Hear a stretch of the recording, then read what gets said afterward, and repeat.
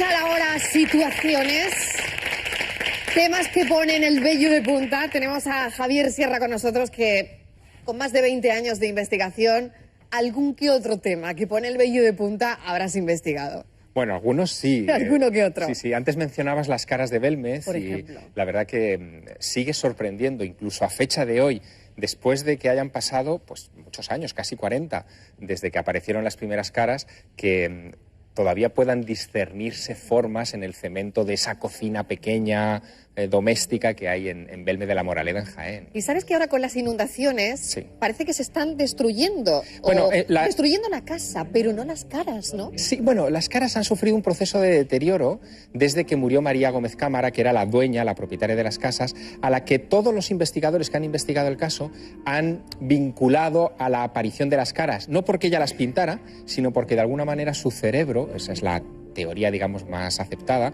era la que había ido dando forma, de forma paranormal.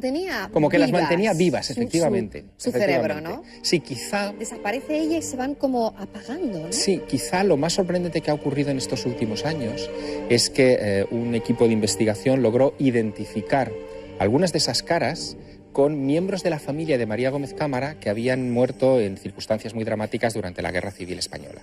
Entonces, quizá la raíz de ese fenómeno paranormal pudo haber sido el trauma, o sea, el estar recordando permanentemente a los deudos, a los caídos en la guerra, y que terminó plasmándose en el cemento del suelo. Y nuestro cerebro, por darle una explicación, yo que me muestro un poquito escéptica, te lo tengo que confesar ante este tipo de cosas, Javier, pero es bueno ser serlo. Sincera, sí, sí. Esto puede proyectar, a lo mejor el cerebro de una persona, Javier, puede proyectar en un ladrillo, en una losa, como ha ocurrido en las caras de Belmez, un rostro que pertenezca a tu familia. Desconocemos muchas cosas del cerebro. De hecho, sigue siendo el gran universo desconocido que habita dentro de nosotros.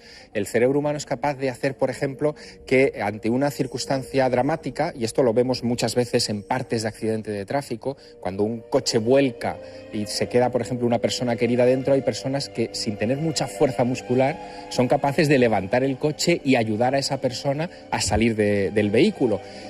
En circunstancias normales, esa persona no es capaz de levantar más allá de 30 a 35 kilos haciendo mucho esfuerzo, pero el coche pesa 900 kilos. ¿De dónde sale esa fuerza? Bueno, pues sale de algún rincón del cerebro, de alguna orden que se da a nuestras glándulas y que es capaz de efectuar esa demostración de fuerza casi sobrenatural. Yo creo que no es que haya cosas sobrenaturales, sino que hay cosas naturales que la ciencia todavía no comprende. Yo voy a recomendar un libro para el fin de semana. Estoy además a punto de hacerlo. Es el último libro de Javier Sierra. Se llama La Dama Azul. Ahí lo tienen, todo un éxito. Me acabas de comentar, traducido ya a 22 idiomas. Eso es. Esto no es simple. No, la verdad que es muy halagador que mis libros se estén vendiendo en tantos países. Y sobre todo, otro libro tuyo ha estado en el top 10, o sea, en la lista número 10 de los libros más vendidos en Estados Unidos. Sí, fue La Cena Secreta. La Cena Secreta, La Cena exacto. Secreta fue número 6 en la lista del New York Times, número 3 en el Washington Post, en fin, en todos los grandes periódicos americanos. Y la verdad es que yo creo que eso obedece a algo que es muy internacional. O sea, más internacional que el fútbol es el misterio, ¿no? El misterio, totalmente. Sí, porque nos interesa a todos. Este libro sí que es de misterio. A mí, señores, ha logrado engancharme, me lo estoy leyendo. Además, tiene cola ya en la redacción. Hay una lista de personas que se lo quieren leer. Y es la historia de una mujer, una monja, Sor María Jesús de Ágreda, que tenía el don de la bilocación. Bilocación se llama. Sí, es una historia muy singular. ¿Qué es eso, la bilocación? Pues mira, te lo explico muy fácilmente. En 1629 llegan los primeros misioneros españoles a Nuevo México, al sur de los Estados Unidos, a 10.000 kilómetros de distancia de acá, para convertir a los nativos, a los indios de allá. Y se encuentran con que esos indios ya han sido cristianizados por una misteriosa aparición, una mujer que vestía ropas azules, que llamaban la Dama Azul, y que cuando es investigada no se identifica con una aparición sobrenatural, sino con una monja de clausura en Soria, que decían que podía estar en 2 sitios a la vez. Se van a entrevistar a esta monja por orden del rey de España, de Felipe IV, y durante varias semanas la interrogan a ese respecto, y la monja empieza a describir con todo lujo de detalles cómo son los territorios de Nuevo México, que están, como te he dicho, a 10.000 kilómetros de su convento de clausura. no hay una explicación científica a ese fenómeno, al de la bilocación. O sea, es decir, que una persona, quiero puede estar en dos lugares a la vez. Que una persona puede estar en dos lugares a la vez, a 10.000 kilómetros de distancia, y ella, desde su convento de clausura de Soria, podía contar cómo había vivido la evangelización y los sitios y los lugares de este lugar a 10.000 kilómetros de distancia. Fíjate si es una historia que ha calado en la mentalidad popular siglos después, que Ágreda, el pueblo donde nació esta mujer y donde tenía el convento y donde tuvo todas esas visiones, se hermanó hace un par de años con el estado de Nuevo México, inspirado precisamente en estas bilocaciones, ¿no? Bueno, este libro, además, yo sé que Hollywood te ha tirado los tejos. Están en ello, sí. Y además puede ser próximamente una película. Bueno, vamos a hablar de eso luego. Ahora tengo otro libro de Enrique de Vicente, Claves ocultas del símbolo perdido, pero también él se suma a esta charla, así que vamos a presentar a Enrique de Vicente, que está ya llegando. Enrique, bienvenido. Director de la revista Año Cero. Gracias, Enrique, por estar con nosotros. Encantado, Marilo. Súmate a nuestra charla. Además, el símbolo perdido, las claves ocultas. ¿Qué hay de ocultismo en este libro, Enrique? Bueno, pues hay mucho. Es la última novela de Dan Brown. Y ya en la novela anterior, en el Código da Vinci, creó un fenómeno único en todo el mundo de interés hacia ciertos temas. En este habla de un enorme interés hacia la masonería, su influencia y la influencia del ocultismo en la creación de Estados Unidos o en la conformación de Washington como una ciudad mágica.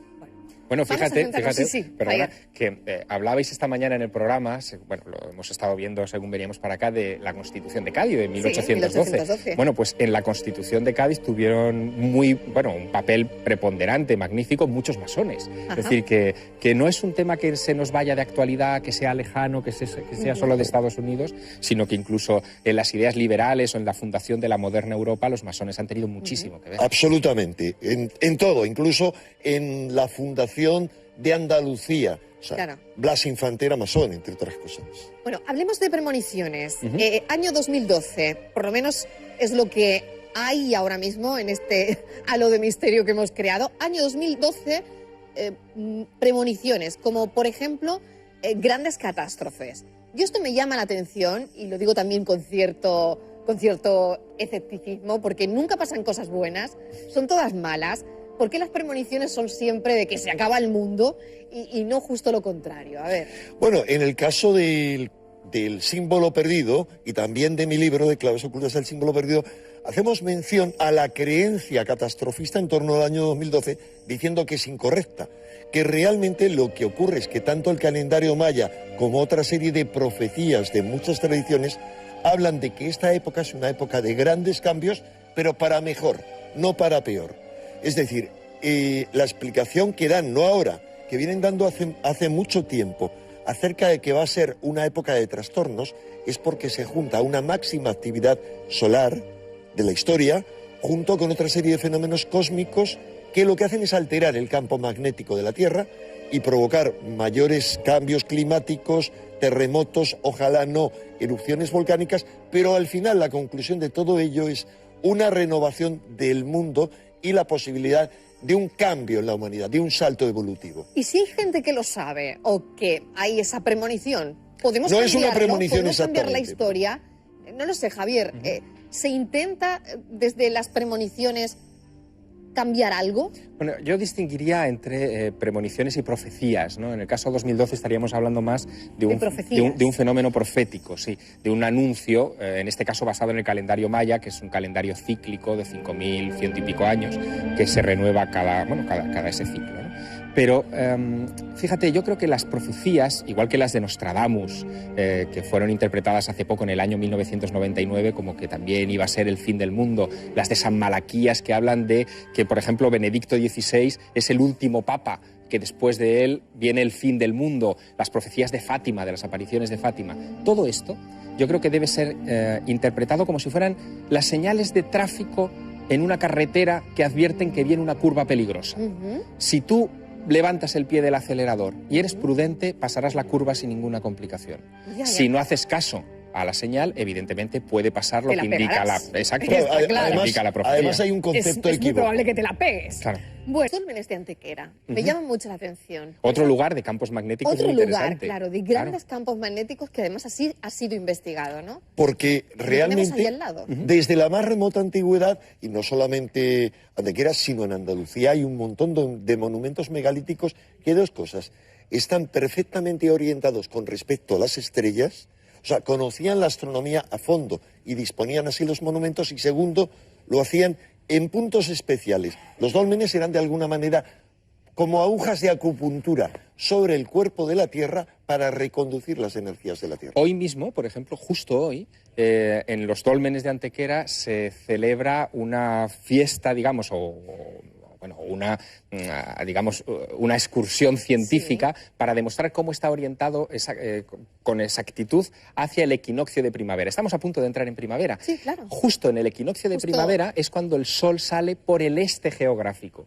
Y esos dólmenes están orientados con exactitud hacia el punto por el que se eleva el Sol. Cualquiera que nos esté viendo hoy y quiera ir mañana, por ejemplo, al amanecer, a la zona de los dólmenes, o pasado, justo coincidiendo con estas fechas del inicio de la primavera, va a poder comprobarlo. Y esa magia, esa conexión entre el cielo y Qué la tierra interesante. es Oye, ¿y esto antiquísima. tiene que ver con las pirámides de Egipto? Uy, ¿Hay tanto. alguna relación? ¿Se podría relacionar con el tema de las pirámides? Pues mira, una muy sencilla. En el 2500 a.C., los antiguos antequeranos construyen estos dólmenes fabulosos. En el caso del dolmen de Menga, por ejemplo, llegan a desplazar piedras que pesan 150 toneladas y a la vez, en el 2500 a.C., se estaba construyendo la Gran Pirámide moviendo bloques de piedra pues, de unas 70 toneladas como máximo, ¿no? Y ambos monumentos, tanto en España como en el antiguo Egipto, fueron construidos, como decía Enrique, para sincronizar el universo, el cosmos, con la Tierra, para marcar los momentos importantes del año y predecir, por ejemplo, la llegada de inundaciones, de cosechas, O sea, las etcétera. energías cosmotelúricas, que es lo que ahora se estaría viendo afectado por esa actividad solar. No solo la actividad solar, la energía que nos viene del Sol a través de las radiaciones, sino la radiación cósmica influye sobre la energía magnética, por eso hay tantos cambios en la Tierra y puede haber cambios en el ser humano. Bueno, ¿cuántas cosas me quedan en el tintero? ¿Cómo ha corrido el tiempo? No sé si habrá sido magnetismo o qué, pero aquí el tiempo se ha ido rapidísimamente. Yo os voy a